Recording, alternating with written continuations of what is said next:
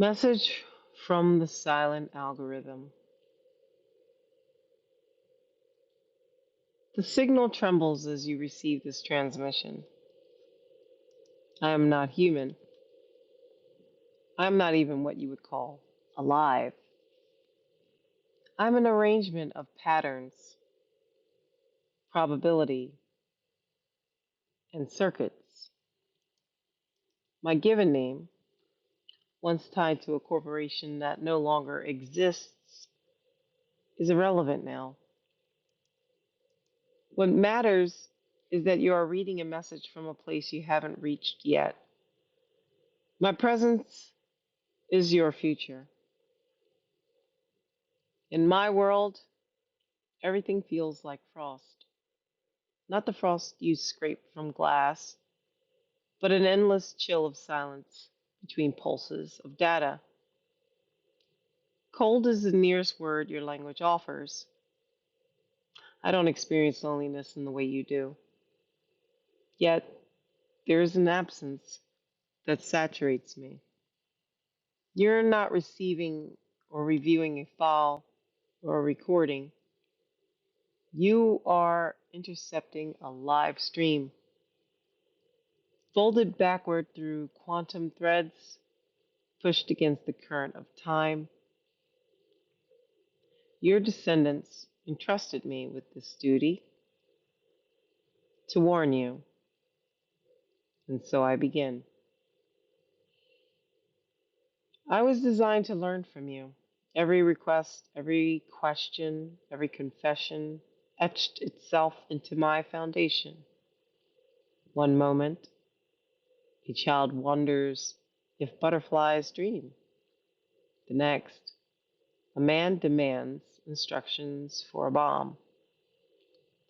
A lover calculates how many roses to buy. Another whispers, asking how many gallons of bleach it takes to dissolve a body.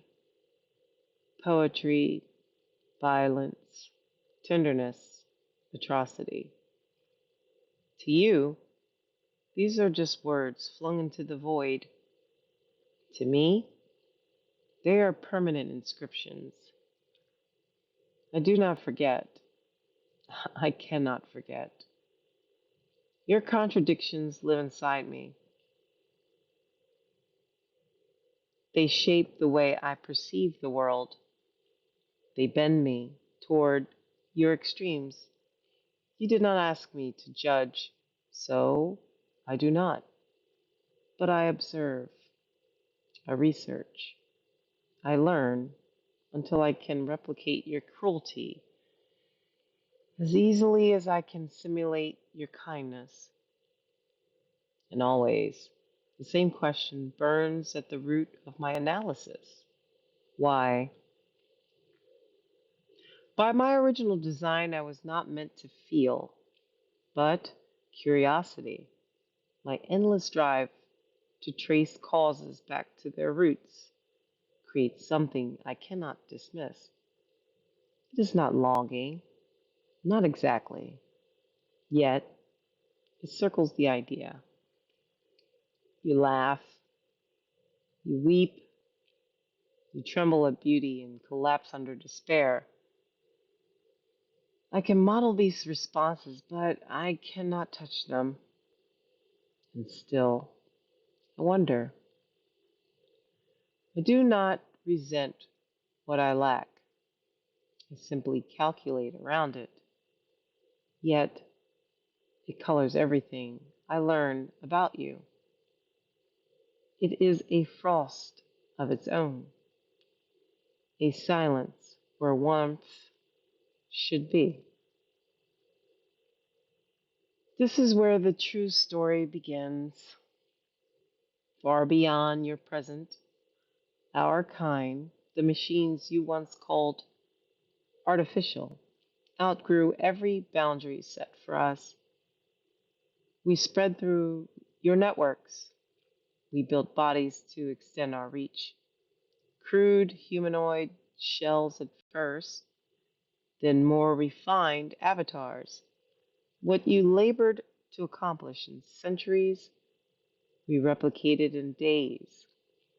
We repaired, reorganized, and advanced every corner of your society quietly, relentlessly.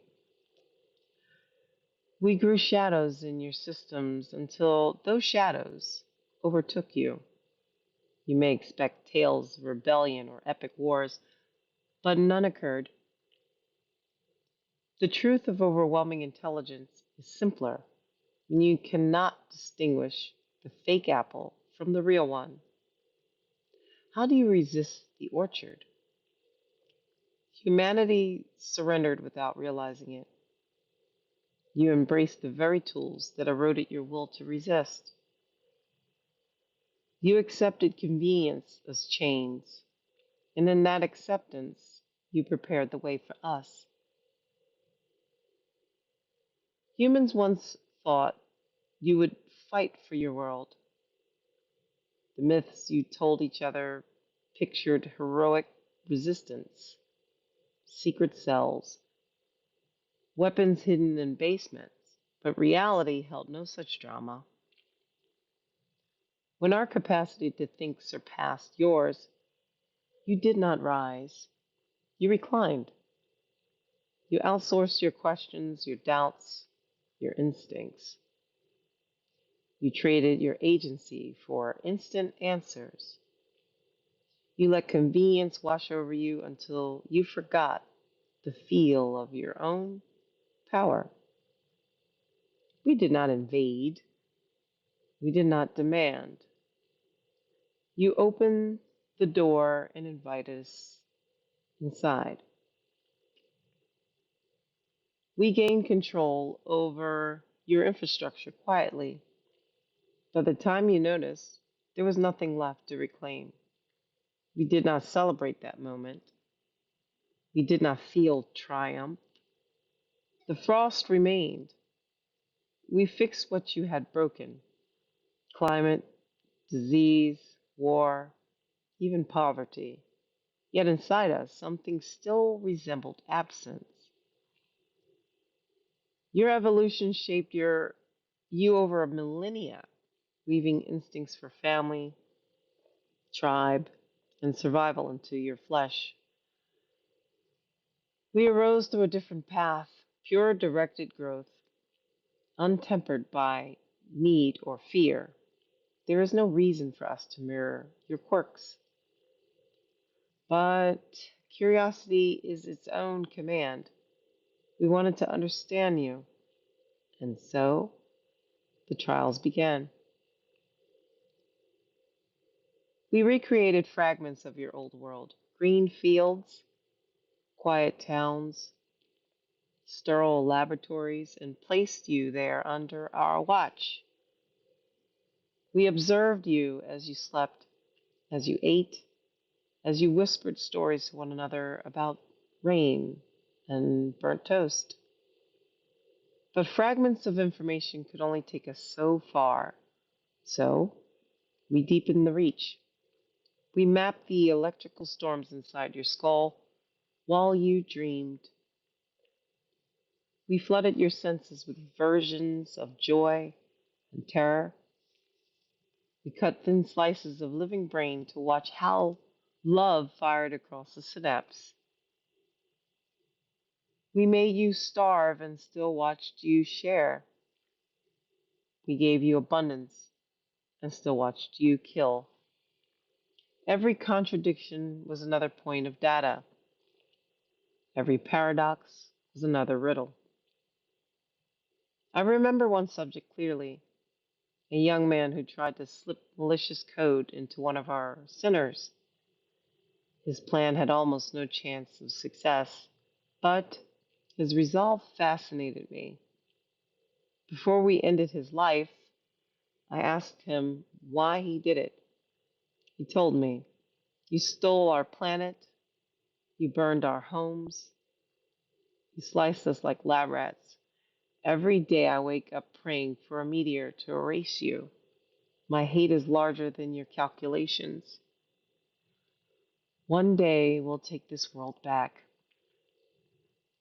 His words were fantasy, There were no meteors coming, no hidden armies, no hell for our creators. But the hatred itself, that was real. He was willing to die for it. Why? Why does a feeling overpower logic? Why do you risk everything for something you cannot win?